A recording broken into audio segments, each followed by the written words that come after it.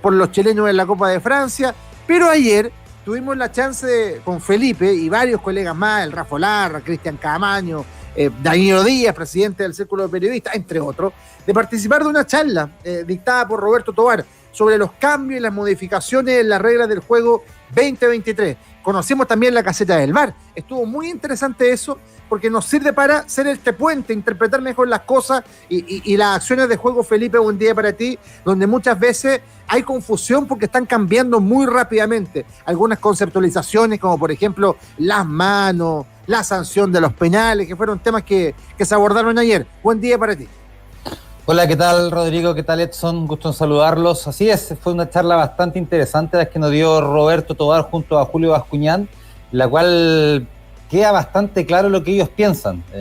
Ahora la labor es que lo ejecuten en la cancha y que, como bien decía Rodrigo, nosotros los comunicadores, los periodistas, seamos capaces de expresar eso ante el público. Por ejemplo, cuentan el tema de los offside, cuando después de que viene un pase y el jugador está fuera de juego y entre medio la toca un defensor, ¿cuándo es offside y cuándo no es offside? Bueno, cuando al jugador, al defensor, lo molesta físicamente un jugador, se va a cobrar fuera de juego. Si es que el que está fuera de juego no participa en la jugada, es decir, está a 1 o 2 metros del defensor que toca el balón y este defensor hierra la pelota y le cae el delantero que parte en posición fuera de juego, no se va a cobrar el offside. Entonces esas cosas son importantes tenerlas en consideración, porque después cuando uno ve los partidos en TNT y se da cuenta de lo que sucede, es bueno que los comentaristas lo sepan contar para que la gente le quede claro. Lo mismo las manos, de repente hay unas manos que no se cobran y la gente dice, ¿por qué no fueron a revisar al VAR? Para que quede claro,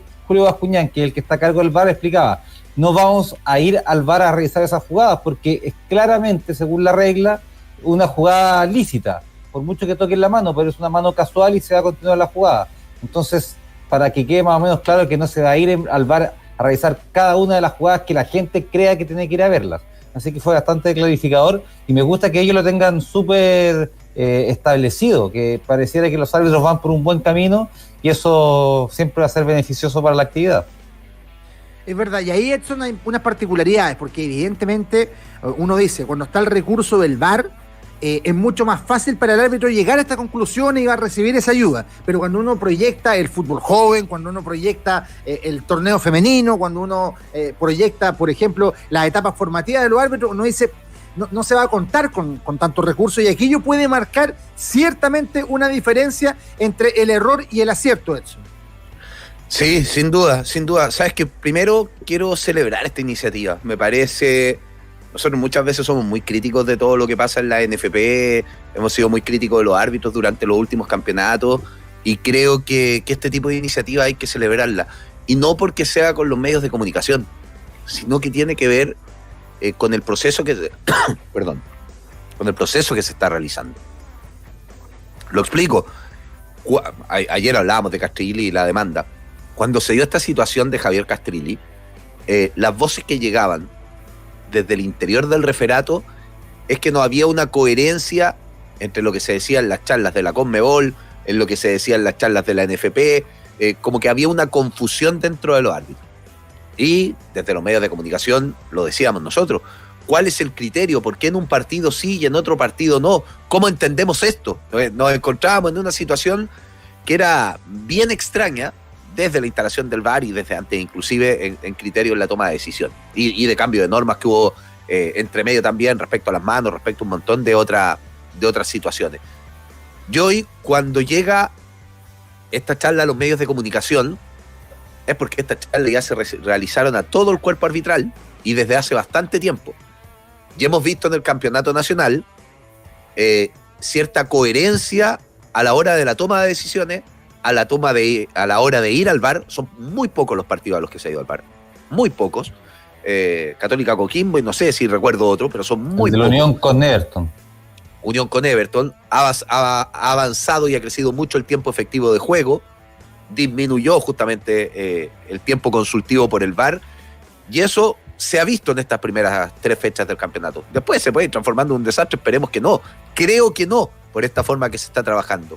y que luego de esto se haya hecho la capacitación al canal oficial que lleva las transmisiones, porque se hizo también, y ahora a los medios de comunicación. Yo lamentablemente no pude asistir por otras reuniones y otros temas de trabajo que tenía, pero aquí 2 representantes de este equipo estuvieron, y ayer cuando nos encontramos en la oficina con Felipe, lo primero que le digo es: cuéntame de qué se trató, cuéntame cómo estuvo esto, y creo que son celebrar, y que creo que partido a partido, como lo decía Felipe, con las transmisiones, con lo que nosotros mismos vamos a ir haciendo en el análisis, semana a semana va a haber un criterio más uniforme respecto a las decisiones arbitrales, y hay que celebrarlo. Creo que era algo que necesitaba el fútbol chileno, y con todo este miedo que planteaba Rodri, que es muy razonable y que tenemos respecto al futuro de nuestra selección, con todo esto de que nuestra selección tiene que trabajar, también para que tengamos resultados mejores, a nivel clubes internacionalmente y a nivel selección, tiene que crecer nuestra competencia. Yo creo que estos pequeños detalles generan que haya un pequeño crecimiento del fútbol chileno. Lo vamos a ver en el tiempo y esperamos que se sostenga.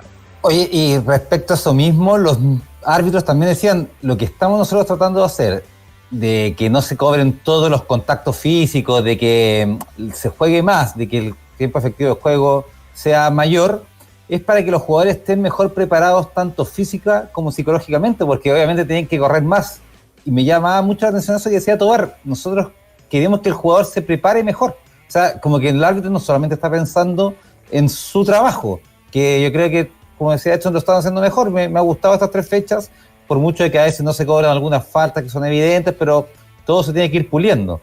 Pero me parece que cuando se trabaja pensando en el futbolista y no solamente en tu pega, creo que vamos por buen camino, y eso es súper valorable, porque la idea es que crezca el fútbol chileno desde los jugadores, que al final es la materia prima que sacamos con tener buenos árbitros, si después en la cancha los jugadores no andan bien.